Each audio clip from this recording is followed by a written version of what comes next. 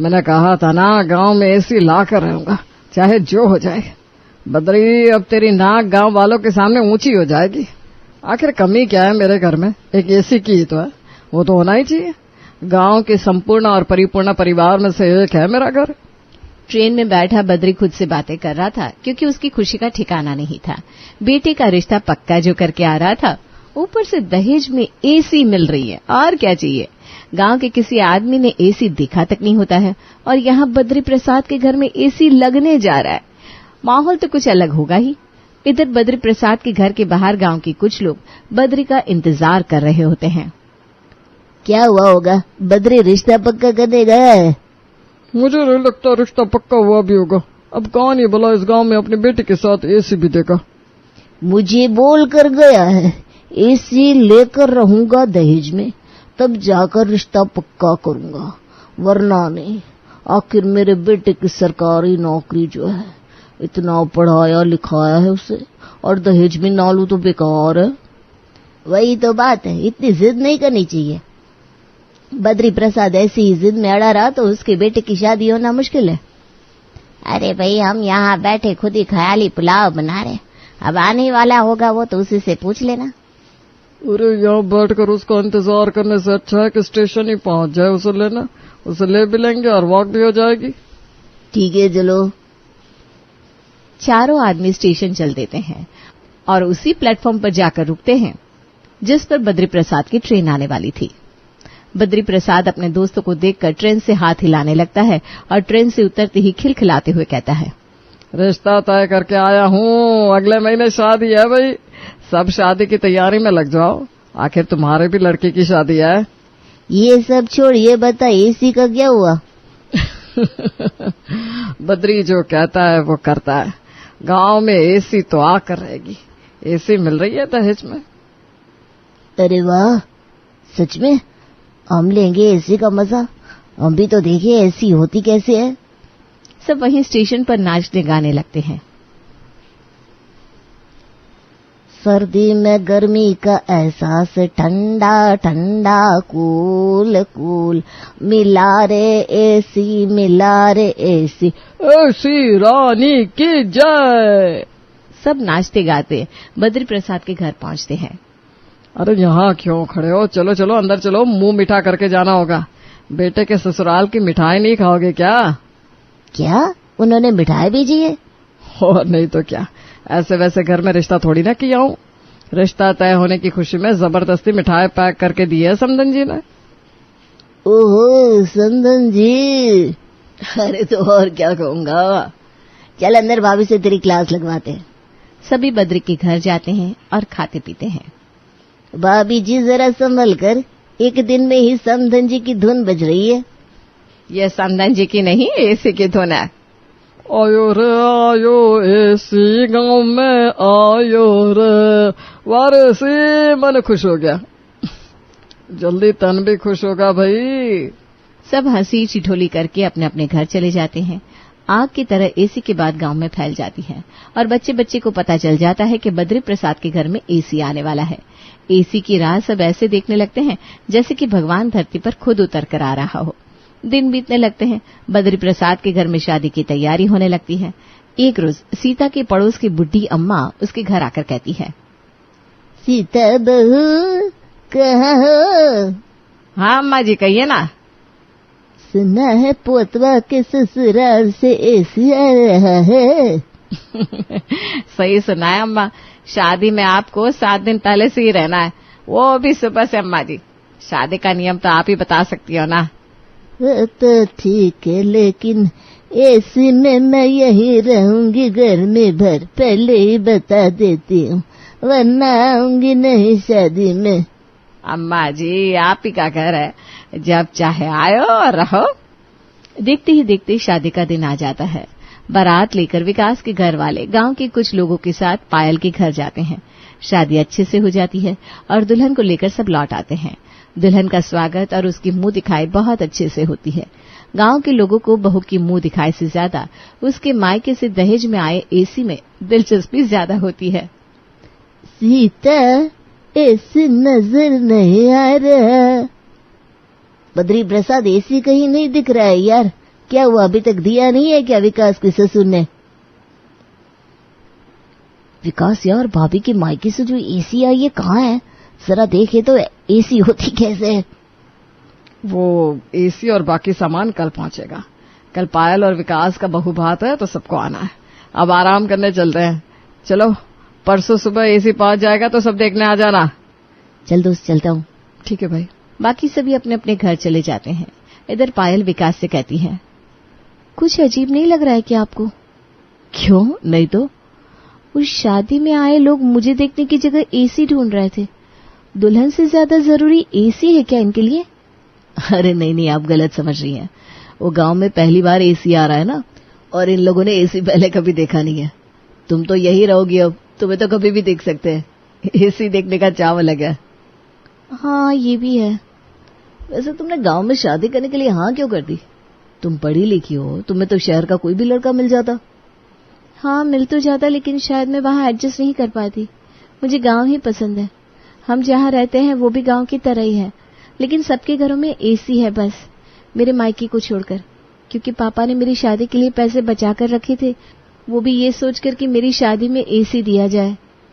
चलो अब सो जाते हैं, कल फिर बहू बाद में सब आएंगे तुम्हें देखने को। पायल और विकास दोनों सो जाते हैं। अगले दिन सुबह से ही गांव की औरतें नई बहू के आने की खुशी में पायल को घेरे बैठी थी। बहुत सारे नियम करवाती है उससे। आई हुई औरतें अपनी नजरें इधर उधर घुमाने लगती है ताकि अगर एसी पहुंच गया हो तो उन्हें दिख जाए। करुणा से बर्दाश्त नहीं होता, वो तो सीधा पायल से पूछ ही लेती है, बहुरिया तुम्हारे मायके से आया एसी दिख नहीं रहा है? जी वो अभी तक पहुंचा नहीं है, हो सकता है रात तक पहुंच जाए। अच्छा, भारी सामान भी है, आराम से आ रहा होगा। डर भी तो है कहीं कुछ हो ना जाए। जी आंटी जी। शाम में बहू भात की जोरदार पार्टी होती है। विकास के घर के सामने ही पंडाल बांधकर सभी लोग नाचते गाते हैं और रह रहकर विकास के परिवार के हर आदमी से एसी की चर्चा करते हैं। क्या रे विकास, ऐसा कौन सा एसी भेज रहे तेरे ससुर जी जो अभी तक पहुंचा नहीं है? अरे पहुंचता ही होगा अभी। पार्टी खत्म होते ही सब चले जाएंगे तब आराम से खोलेंगे एसी। बस तू रुक जाना। एसी का फीता कटिंग मैं ही करूंगा। अब जिगर दोस्त की शादी में इतना करने का हक तो है मेरा। अरे बिल्कुल है। उधर करुणा और रमेश भी यही बात बद्री प्रसाद और सीता से कहते हैं और वो दोनों भी उन दोनों को रुकने के लिए कह देते हैं। पार्टी खत्म होने वाली थी कि गाड़ी से एसी पहुंच जाता है। आपका सामान पहुंच गया, जल्दी से उतरवा लीजिए। जैसी गाड़ी रुकती है, पार्टी में आए लोग जो जा रहे थे वो वहीं गाड़ी को घेर कर रुक जाते हैं। अब तो एसी देखकर ही जाएंगे। वही तो, अभी इतनी देर रुक गए तो थोड़ी देर और सही। विकास और उसके 2-4 दोस्त गाड़ी से एसी उतरवाते हैं। एसी कार्टन में बंद रहता है। कार्टन खुलने की बारी आती है तभी विकास कहता है, कार्टन तो मैं ही खोलूंगा। नहीं, मैं खोलूंगा। जी नहीं, सब पीछे हो जाओ, लेडीज फर्स्ट, पहले मैं खोलूंगी। देख ली सीता, तूने मुझे वचन दिया था। हाँ तो मुझे भी बद्री ने वचन दिया था कि एसी का फीता मुझे ही कट करने देगा। तो क्या मैं ऐसे ही बोल रहा हूँ? मुझे तो दूल्हे ने कहा था मैं ही कार्टन खोलूंगा। हाँ कहा तो था, लेकिन मुझे क्या पता था कि पापा और माँ ने किसी और से भी कहा है। अब आप तीनों ही आपस में फैसला कर लो कौन खोलेगा कार्टन। रमेश, विकास और करुणा 10 मिनट तक आपस में बहस करते रहते हैं। तब बूढ़ी अम्मा कहती हैं, अरे क्या तुम लोग भी इतना तमाशा कर रहे हो? तीनों मिलकर खोलो कर्टन, कम से कम खुले तो हम भी खड़े हैं यहाँ देखने के लिए। हाँ ठीक है। तीनों मिलकर कार्टून खोलते हैं और उसमें से एसी बाहर निकालते हैं। उसे देखकर सबकी आंखें बड़ी बड़ी होने लगती हैं और सब एसी के साथ अपनी तस्वीर लेने लगते हैं। शानदार है भाई, कल यही तस्वीर मेरे व्हाट्सएप डीपी पर होगी। सब एक एक करके एसी के साथ तस्वीर लेते जाते हैं। विकास और उसके घर वालों को ही तस्वीर लेने का मौका नहीं मिल पाता। बद्री एसी चालू तो करो, कम से कम इसकी हवा तो खा कर जाए हम सब। हाँ करो भाई। मैं तो कब से इसके चालू होने की राह देख रही हूँ। लो अम्मा अभी चालू कर देते हैं। अपने पोते के ससुराल की एसी का मजा तुम भी ले लो। विकास एसी चालू करने जाता है, लेकिन उसे पता नहीं था कि एसी चालू कैसे होगा। क्या हुआ दोस्त, खड़ा क्यों है? चालू करना, हम सब इंतजार कर रहे हैं। वही तुम सब की तरह मैं भी तो पहली बार एसी देख रहा हूँ, मुझे चालू करनी आती नहीं है। तभी पायल कहती है, लाइए, मुझे ऑन करने आता है, मैं कर देती हूँ। पायल जाकर एसी चालू करती है, लेकिन वो ऑन होने का नाम नहीं लेती। लगता है एसी में कोई गड़बड़ हो गई है, चालू नहीं हो रहा। ऐसे कैसे चालू नहीं हो रहा? कहीं खराब सामान तो नहीं भेजा समधी जी ने? मेरे पापा भला क्यों खराब एसी देंगे? वो इतनी दूर से आया है तो झटके से कुछ ढीला हो गया होगा। हाँ, ये तो सोचा ही नहीं। चलो कल किसी मिस्त्री को बुलाकर ठीक करवा लेंगे। सब वापस अपने घर मायूस होकर चले जाते हैं। इधर एसी आने की खुशी में बद्री प्रसाद के घर में किसी को नींद नहीं आती। बद्री प्रसाद रात को ही मिस्त्री को फोन कर देता है। आज तक इस गांव में किसी के पास एसी था क्या जो हम बनाने आएंगे? ये कौन सी बात हुई भाई? तुम क्या चीज के मिस्त्री हो तब? रुकिए पापा, मैं दूसरे मिस्त्री को फोन करता हूँ। विकास दूसरे मिस्त्री को फोन करता है। अच्छा, आप वही है ना जिसके घर में एसी आया है? सही पकड़े हो, लेकिन एक दिक्कत हो गई है। एसी आया तो है लेकिन उसमें कोई गड़बड़ हो गई है। आप कल आकर उसे ठीक कर दो ना। मैं क्या, इस गांव का कोई भी मिस्त्री एसी नहीं बना सकता? हमने कभी एसी देखा ही नहीं, तो बनाएंगे कैसे? एक एक करके दोनों बाप बेटे गांव के सभी मिस्त्री को फोन कर लेते हैं और सभी एसी बनाने से मना कर देते हैं। पापा अब क्या होगा? कैसे बनेगा ये? तभी तो बड़े लोग ऐसे ही नहीं कहते थे कि घोड़ा बांधना आसान है लेकिन उसे खिलाना मुश्किल है। तुम तो और अलग ही टेंशन दे रहे हो। शहर से मिस्त्री को बुला लेंगे कल ही। हाँ, करो जो करना है दोनों बाप बेटे को। जितना का बाबू नहीं उतना का झुनझुना हो जाएगा। सीता गुस्से में चली जाती है। अगले दिन बद्री प्रसाद नजदीक के शहर के लिए निकल जाता है और एक मिस्त्री को पकड़ कर ले आता है। इस एसी को बनाओ, नई की नई है लेकिन चालू नहीं हो रही है। वो चढ़ाने उतारने में गिर पड़ गया होगा, फिर गाड़ी में भी हिलते डुलते आता है एसी। अरे जो भी बात है देख लीजिए ना जरा। फिटिंग भी तो करवाना होगा ना इसे। किसी को बुलाया क्या फिटिंग के लिए? नहीं जी, अभी तक तो नहीं। ठीक है, मैं फिटिंग कर दूंगा, मुझे आता है। आप लोग बात करके बताइए कहाँ लगाना है, तब तक मैं इसे ठीक कर देता हूँ। मिस्त्री आधे घंटे में एसी खोलकर बना देता है। एसी कैसे बनती है ये देखने गांव के बाकी मिस्त्री बद्री के घर पहुंच जाते हैं। फिर अब आती है एसी फिट करने की बारी। बहू के मायके से आया है एसी तो उसे वहीं लगवा देना चाहिए। अगर बहू के कमरे में एसी लगवा देंगे तो कोई भी वहां नहीं जा पाएगा। यहाँ तो सब एसी की हवा खाने के लिए मरे जा रहे हैं। तो ठीक है ना पापा, हम लोग यहाँ हॉल में ही एसी लगवा लेते हैं, जब जो चाहे इस्तेमाल कर सकेगा। ये ठीक रहेगा। कम से कम बहू से तो पूछ लो, उसे तो कोई दिक्कत नहीं है ना। नहीं मम्मी जी, मुझे कोई दिक्कत नहीं है। तो फिर बस लगा दो यही हॉल में एसी। मिस्त्री हॉल में एसी फिट कर देता है। अब चलाओ एसी, बहुत गर्मी लग रही है, मजे तो ले। कल से आया है, अभी तक ऐसे ही पड़ा है। बस 2 मिनट अम्मा। लो, ये हो गया एसी चालू। अगल बगल के सभी लोग बद्री के घर पहुंच जाते हैं। आज तो यहाँ टीवी देखेंगे रात को। हाँ, मई के महीने में तो भाई मैं यहीं सोने वाला हूँ। चुप करो, यहाँ हॉल में मैं रहूंगी आज से। सीता, मैंने बोल दिया था पहले ही कि अगर तुम मुझे ऐसे में रहने देगी तो ही मैं शादी में आऊंगी। हाँ अम्मा जी, मैंने कहा तो था। अम्मा जी, हम सब थोड़ी देर आएंगे, अभी तो बैठने दो। टीवी लगाओ जरा, फील तो आने दो कि हम एसी में बैठे हैं। क्या हवा आ रही है, ठंडा ठंडा कूल कूल। अभी थोड़ी देर में आप लोगों को चादर ओढ़नी पड़ेगी, इतना ठंडा हो जाएगा। बद्री प्रसाद जी, मुझे मेरे पैसे दीजिए, मैं चलता हूँ। मिस्त्री अपने पैसे लेकर जैसे ही निकलता है, वोल्टेज डाउन हो जाता है। पायल कहती है, एसी बंद करो नहीं तो खराब हो जाएगा, कम वोल्टेज में ये काम नहीं करता। अचानक से वोल्टेज कैसे चला गया? ऐसा तो कभी होता नहीं है। तभी गांव का एक आदमी बजरंग आकर कहता है, बद्री प्रसाद जी, आपके घर में एसी चलने के कारण वोल्टेज चला गया। इस गर्मी में अब क्या हमें पंखे की हवा भी नहीं खाने दोगे?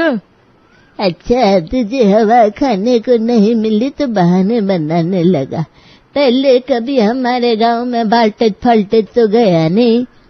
ये सब एसी के कारण नहीं हुआ। चलता बन यहाँ से, बड़ा आया। अम्मा जी, आप समझ नहीं रही हो। अरे मुझे मत समझा, मैंने तुझे तब से देखा है जब से तू लंगोट बांधता था। अम्मा जी, आप तो कहीं भी कुछ भी बोल देती हो।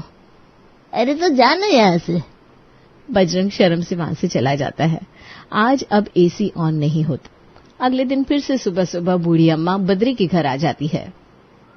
अब तो वोल्टेज आ गया पायल बहू, एसी चला। अम्मा जी अभी मैं चलाने ही वाली थी और आपको बुलाने जा रही थी। एसी चालू होते ही अगल बगल के सब आदमी आ जाते हैं और बैठ जाते हैं। सब एसी का मजा लेने लगते हैं। इतने में ही ट्रांसफार्मर उड़ जाता है। लो, अब ये क्या हुआ? लगता है हमारे नसीब में एसी का हवा खाना लिखा ही ना है। सीता देख तो क्या हुआ। मम्मी जी बहुत जोरों की आवाज हुई है, लगता है ट्रांसफार्मर उड़ गया है। ये कैसे उड़ सकता है? तुम लोग रुको, मैं देख कर आता हूँ।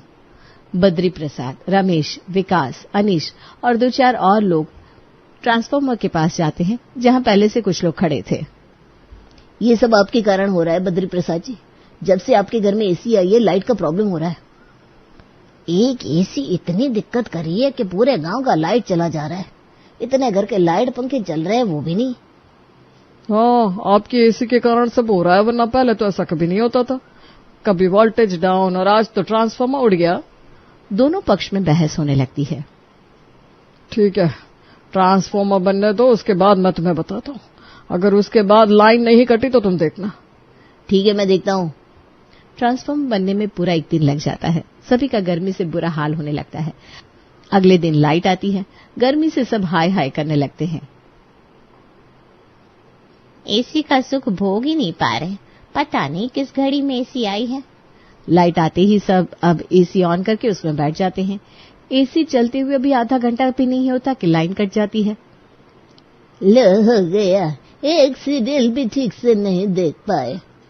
अम्मा जी अभी थोड़ी देर तक ये हॉल ठंडा ही रहेगा। फिर पूरे दिन लाइट नहीं आती, सीधे रात को आती है। लाइट आते ही अगल बगल के कुछ लोग तकिया लेकर बद्री प्रसाद के घर आ जाते हैं और कहते हैं, आज तो हम यहीं सोएंगे भाई। हाँ, बिल्कुल आप ही का घर है। जब मर्जी तब एसी का लुत्फ उठाइए। बद्री प्रसाद एसी ऑन करता है। सब सो जाते हैं।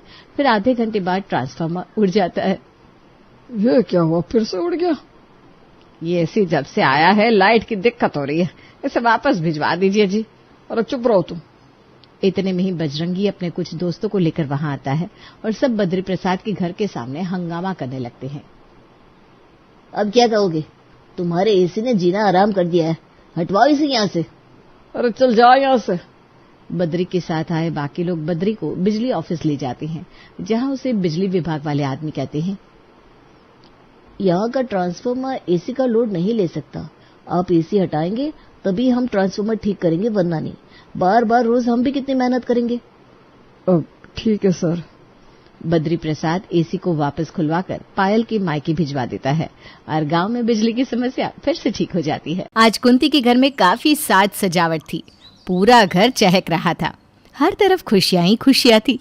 और उसके घर में खुशी होती भी क्यों नहीं, आखिर कुंती की छोटी बहू सपना को लड़की जो हुई थी।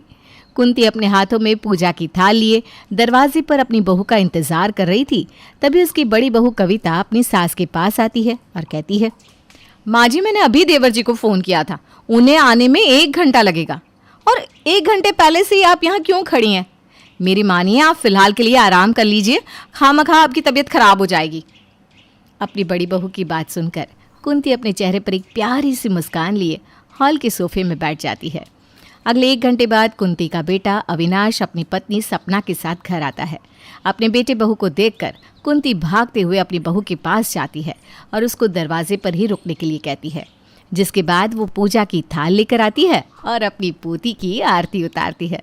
तभी वहां कविता भी आती है और सपना की बेटी को अपनी गोद में ले लेती है। कितनी सुंदर है, बिल्कुल अपनी बड़ी माँ पर गई है माँ जी। इसकी नाक तो देखो कितनी सुंदर लग रही है ना। अरे चुप कर, अपनी बड़ी माँ पर नहीं बल्कि अपनी दादी पर गई है। और इसकी नाक नहीं बल्कि आंखें अच्छी लग रही है, देख तो जरा कितनी बड़ी बड़ी है। कविता और कुंती दोनों सपना की बेटी को ढेर सारा प्यार दे रहे थे। तभी वहां कविता का बेटा मोहित आता है और उस छोटे बच्चे का चेहरा देखकर कहता है, ये किसी पर नहीं गई बल्कि ये तो अपने भाई पर गई है। बिल्कुल गोरी चिट्टी है, देखो इसकी शक्ल मुझसे मैच हो रही है ना। घर में सब उस बच्ची को गोद में लिए खिला रहे थे और आपस में बात कर रहे थे कि बच्ची गई किस पर है। पूरे घर में खुशियां फैली हुई थी, लेकिन कौन जानता था कि इस घर की खुशियों को बहुत जल्द किसी की नज़र लगने वाली है। कुछ देर बाद सभी अपने अपने कमरे में चले जाते हैं। समय यूं ही गुजरता है, लेकिन सपना को बच्चा संभालना नहीं आ रहा था। ऐसे ही एक दिन सपना की बेटी बिस्तर पर पड़े रो रही थी और सपना बाथरूम में कुछ काम कर रही थी। बच्चे के रोने की आवाज़ सुनकर कविता सपना के कमरे में आती है और तुरंत बच्चे को गोद में उठा लेती है। सपना, सपना कहाँ हो तुम? अरे देखो रूहाना कितनी रो रही है। No no no no no no, क्या हुआ? अल्लाह, दीदी मैं बाथरूम में कुछ काम कर रही हूँ, प्लीज़ आप रूहाना को संभाल लीजिए ना, मैं अभी बाहर नहीं आ सकती। सपना की बात सुनकर कविता रूहाना को अपनी गोद में लिए बाहर हॉल में जाती है और उसको चुप करवाती है। कुछ देर बाद वो उसको दूध भी पिला देती है। दूध पीने के बाद रूहाना शांति से सो जाती है। तभी उसकी दादी यानी कि कुंती वहाँ आती है और कविता का रूहाना के प्रति प्यार देखकर उसे कहती है, बहू तू रूहाना से कितना प्यार करती है। कभी कभी तो तुझे देखकर ऐसा लगता है कि सपना नहीं बल्कि तू ही इसकी माँ है। माँ जी, मैं भी तो इसकी माँ हूँ ही। भले ही मैंने रूहाना को खुद की गोद से जन्म नहीं दिया, लेकिन है तो ये भी मेरी बेटी है ना, और मैं इसकी बड़ी माँ। कविता ये बात बोल रही थी, तभी सपना वहाँ आ जाती है और कविता की बात का जवाब देते हुए कहती है, दीदी बिल्कुल सही कह रही है, मेरी रूहाना सिर्फ मेरी थोड़ी ना है, बल्कि ये हम दोनों की बेटी है। रूहाना पर जितना हक मेरा है उतना ही दीदी का भी है, ठीक उसी तरह से जिस तरह मोहित दीदी का और मेरा बेटा है। ज़रूर मैंने पिछले जन्म में कोई पुण्य का काम किया होगा जो मुझे ऐसा घर, परिवार और बहू मिली।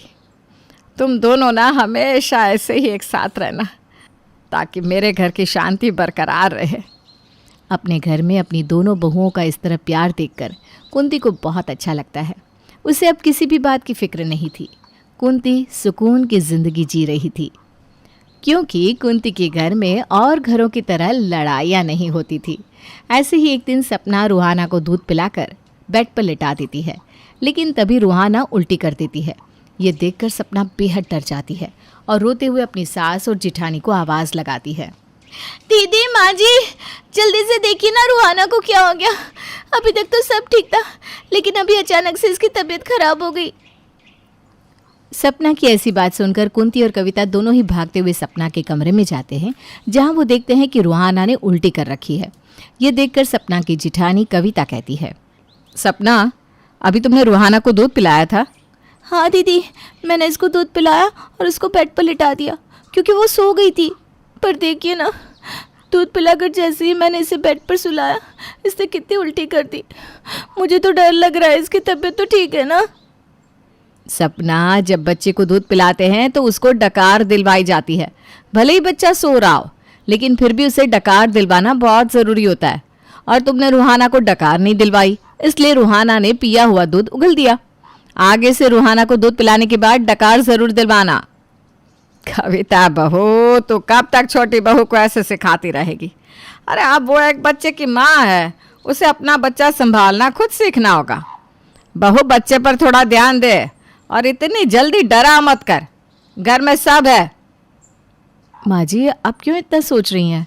अभी सपना को पहली बेटी हुई है, इसलिए उसे पता नहीं है कि बच्चों की देखरेख कैसे करते हैं, लेकिन धीरे धीरे सब सीख जाएगी। आप भूल गई, जब मोहित हुआ था मैं भी इसी की तरह थी, बिल्कुल डफर, पर आप थी ना मेरे साथ। इस तरह से हम दोनों अब सपना के साथ हैं। अरे वो तो है बड़ी बहू, पर तू ना शुरू से ही सपना बहू से ज़्यादा समझदार रही है। खैर, एक बार तू छोटी बहू को दिखा दे बच्चे को कैसे डकार दिलवाया जाता है, ताकि ये आगे से ऐसी गलती ना करे। इतना बोलकर कविता रूहाना को उठाती है और उसको डकार दिलवा देती है। अब इसी तरह से कुछ महीने बीत जाते हैं और रूहाना अपने पैरों पर चलना सीखने लगती है। दीदी, आप रूहाना पर ध्यान देती रहना। कल भी जब ये चलने की कोशिश कर रही थी ना, तो गिर गई थी, बहुत ज़्यादा चोट लगी है इसे। अगर ये आज भी चलने की कोशिश करेगी तो आप इसे पकड़ कर ही चलवाना। हाँ सपना, तुम कितनी डरती हो। अगर हमारी रूहाना अभी नहीं चलेगी तो फिर कब चलेगी? और बच्चा चलते समय तो गिरेगा ही ना। जब तक वो गिरेगा नहीं, वो चलना कैसे सीखेगा? इसलिए अपने मन से ये डर हटा दो कि तुम्हारे बच्चे को चोट लग रही है। अरे, चोट लगने से बच्चा मजबूत होता है। आज चोट लगेगी तभी तो कल अपने पैरों पर चल पाएगा। पर अगर तुम इसे चलने ही नहीं दोगी तो ये चलेगी कैसे? आप सही कह रही है दीदी, शायद मैं ही अपनी बच्ची को लेकर थोड़ा ज़्यादा सोच रही हूँ। समय का पहिया यूं ही चलता है और देखते ही देखते पूरे 10 साल गुजर जाते हैं। इन 10 साल में सपना ने अपनी बेटी को नहीं बल्कि कविता ने रूहाना को पाल पोस कर बड़ा किया था। 10 साल हो चुके थे, लेकिन अब तक सपना अपनी बेटी को ना तो संभाल पा रही थी और ना ही उसके स्कूल जा पा रही थी। ऐसे ही एक दिन रूहाना अपने स्कूल से घर आती है। आज उसका चेहरा काफ़ी उतरा हुआ था। ये देखकर कविता उसके पास जाती है और पूछती है, रूहाना क्या हुआ, तुम इतनी उदास क्यों बैठी हो? बड़ी मम्मी, मैं पढ़ने में कमज़ोर हूँ क्या? अरे नहीं तो, किसने कहा तुमसे ऐसा कि तुम पढ़ने में कमज़ोर हो? अरे तुम तो हमारे घर में सबसे तेज़ हो। मुझे तो लगता है तुम अपने स्कूल में भी सबसे तेज़ होगी। आपको लगता है? आपको पता है बड़ी मम्मी, आज टीचर ने एक सवाल किया और मैं उसका जवाब नहीं दे पाई। अरे तो क्या हुआ मेरी बच्ची, हो जाता है कभी कभी ऐसा। पर टीचर ने कहा मैं कमज़ोर हो रही हूँ और मुझे बहुत मेहनत करनी पड़ेगी। मुझे डर लग रहा है कहीं मैं मम्मी पापा का सपना पूरा नहीं कर पाई तो, अगर मैं डॉक्टर नहीं बन पाई तो, क्योंकि मुझे डॉक्टर बनना है। रूहाना ये बात बोल ही रही थी, तभी वहाँ सपना आती है और रूहाना की बात का जवाब देते हुए कहती है, रूहाना अगर ऐसी बात है तो मैं तुम्हारी पढ़ाई पर ज़्यादा फोकस करूँगी। मैं तुम्हारे और ट्यूशन लगवा दूँगी, लेकिन मैं अपनी बच्ची को कमज़ोर नहीं होने दूँगी। तुम चिंता मत करो बेटा, तुम्हारी माँ तुम्हारे साथ है और देखना तुम ना बड़ी होकर डॉक्टर ही बनोगी। लेकिन सपना, रूहाना की बात पूरी तो होने दो, वो कहना क्या चाहती है? क्या दीदी, क्या बोलेगी वो? इसको तो बड़े होकर डॉक्टर बनना है और अगर अभी से पढ़ाई पर ध्यान नहीं देगी तो कैसे चलेगा। इसलिए रूहाना, आज से तुम्हारा पार्क जाना बंद और उस पार्क जाने के समय तुम पढ़ाई करोगी बस, ताकि आगे चलकर तुम्हारी टीचर तुम्हें दोबारा कमज़ोर ना कह सके और तुम ना डॉक्टर बनकर सबको दिखा सको कि तुम कमज़ोर नहीं हो बल्कि कमज़ोरों का इलाज करने वाली हो। सपना ये बात बोल ही रही थी, तभी कुंती वहाँ आती है और बीच में बोल पड़ती है, बहु बुरा मत मानना, लेकिन बच्चों को ना हर समय पढ़ाई नहीं करवानी चाहिए। बच्चों का मानसिक संतुलन बनाने के लिए हर चीज़ का बैलेंस होता है। अगर बच्चा 1 घंटा पढ़ाई कर रहा है तो बच्चे को 1 घंटे खेलने भी देना चाहिए।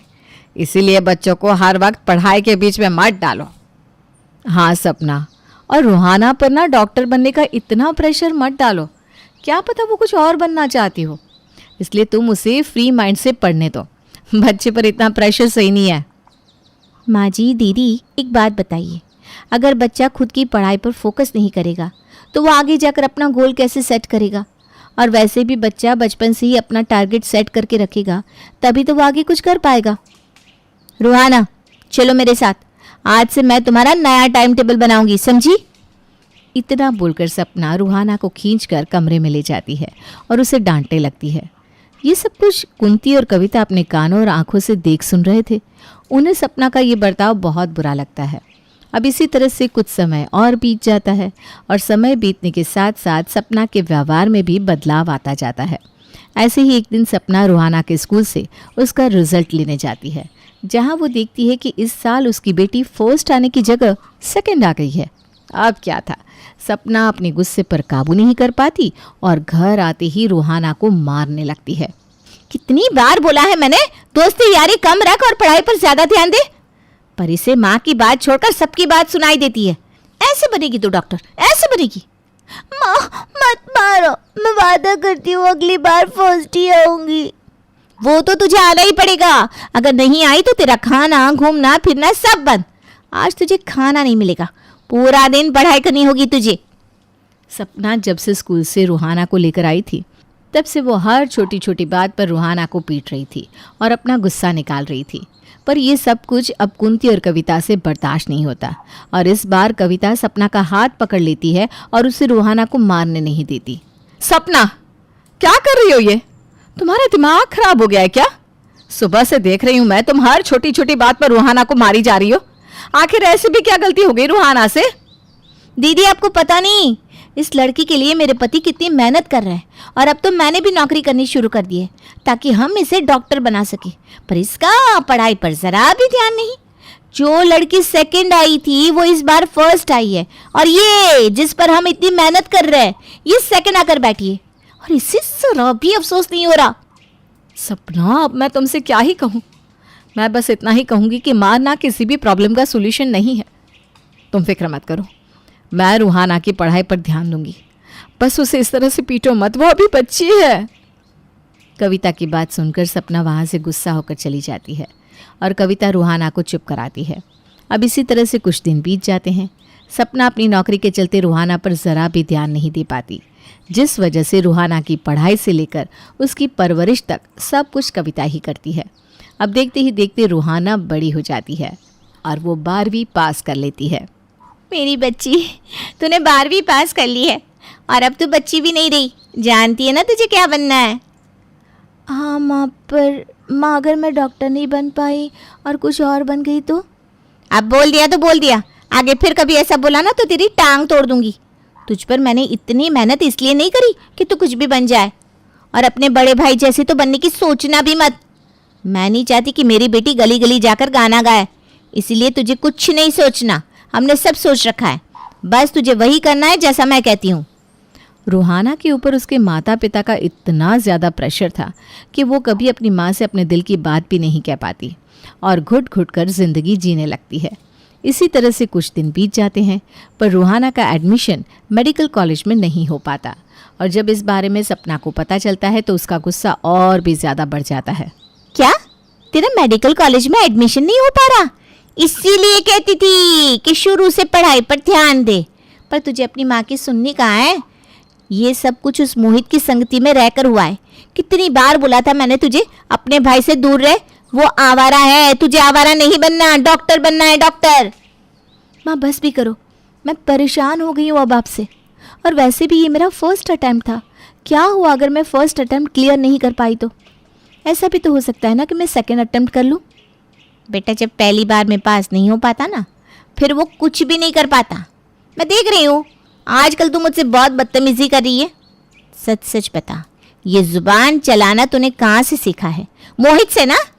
क्योंकि मैंने उसे ही देखा है जेठानी जी और माँ जी से बदतमीजी करते हुए। सुहाना का मेडिकल कॉलेज में एडमिशन नहीं हो पाता और इस बात का गुस्सा अब सपना अपनी बेटी के साथ साथ मोहित के ऊपर भी निकालने लगती है। ये सब कुछ मोहित अपने कानों से सुन लेता है, पर अपनी चाची से कुछ नहीं कहता और अपना गिटार लेकर अंदर चला जाता है। पर आज कविता सपना की बातें बर्दाश्त नहीं कर पाती और आखिरकार बोल पड़ती है। बस करो सपना, मैं नहीं जानती आखिर मुझसे ऐसी क्या गलती हुई है जो तुमने अपने मन में मेरे लिए इतना जहर भर लिया। पर मेरी भी तुम एक बात कान खोलकर सुन लो, मैं अपने बारे में कुछ भी बर्दाश्त कर सकती हूँ, पर अपने बेटे के बारे में एक शब्द नहीं सुनूंगी मैं। अरे गलत क्या बोला है मैंने? आप तो घर में पड़ी रहती है, आपको बाहर की दुनियादारी के बारे में क्या ही समझ होगी। और रहा सवाल आपकी बेटी का, तो मैंने इसकी कई वीडियो देखी है। सभी में कॉलेज के बाहर गिटार लेकर दोस्तों के साथ गाने गा रहा होता है, तो कभी गली की नुक्कड़ पर। अब गली गली घूमकर गाना गाने वाले को क्या कहूँ मैं? और आप चाहती हैं कि मेरी बेटी भी आपकी बेटी की तरह बन जाए? कविता सपना को जवाब देना चाहती थी, पर वो रूहाना का उतरा चेहरा देखकर कुछ नहीं कहती और अपना गुस्सा दबाकर वहाँ से चली जाती है, क्योंकि कविता नहीं चाहती थी कि बात और भी ज़्यादा बढ़े। पर सपना ने तो आज अपनी हद पार कर दी थी। क्योंकि कविता कुछ नहीं कहती, इसलिए सपना उसकी चुप्पी का फ़ायदा उठाने की कोशिश करने लगती है। देखा कैसे तेरी बड़ी मम्मी चुपचाप यहाँ से चली गई, क्योंकि उन्हें भी मालूम है उनका बेटा लायक नहीं है। एक तेरी ही मोटी बुद्धि में ना ये बात नहीं घुस रही। और अब मेरी एक बात कान खोलकर सुन ले, अगर मैंने अब तुझे कभी मोहित के साथ देखा ना, तो मुझसे बुरा कोई नहीं होगा। पता नहीं रोड रोड पर जाकर गाने वाला मोहित अपने आप को कौन सा सुपरस्टार समझता है, और उसकी माँ का घमंड देखो। कविता चुपचाप रहती है, पर सपना तो चुप ही नहीं होती और उसकी फालतू की बातें सुनकर अब कुंती भी शांत नहीं बैठती और आखिरकार वो सपना को आज सबक सिखाने का फैसला लेती है और सपना के सभी सवालों का जवाब देती है। बस कर छोटी बहू, बहुत बोल लिया तूने और बहुत बर्दाश्त कर लिया हमने। बड़ी बहू ने कुछ इसलिए नहीं बोला क्योंकि वो नहीं चाहती कि घर की शांति भंग हो या रूहाना और भी ज़्यादा परेशान हो, क्योंकि तो खुद ही अपनी बेटी की ज़िंदगी बर्बाद करने पर तुली है। हमारी रूहाना तो वकील बनना चाहती है, पर तेरी जिद उसे डॉक्टर बनने पर मजबूर कर रही है। अरे कभी अपने बेटी के दिल की भी सुन लिया कर। और रही मोहित की बात, तो मेरा पोता कोई गली का सिंगर नहीं है जो उसे इस तरह की बातें सुना रही है। अरे वो तो एक बहुत बड़ा सिंगर बनने वाला है, और हर सिंगर की जिंदगी में ऐसे उतार चढ़ाव तो आते रहते हैं। बहुत जल्द मेरा पोता बॉलीवुड के लिए गाना गाएगा। माँ जी, मैं दिन रात एक कर दूंगी, पर उससे तो डॉक्टर बना कर रहूंगी। वकील में कुछ नहीं रखा, और ये सब आपको भी जल्दी ही समझ में आ जाएगा, और मेरी परवरिश उसे इस मुकाम तक पहुंचा कर रहेगी। परवरिश? आखिर तू किस परवरिश की बात कर रही है सपना? परवरिश तो दूर की बात है, तूने कभी अपनी बेटी की परवाह भी नहीं की।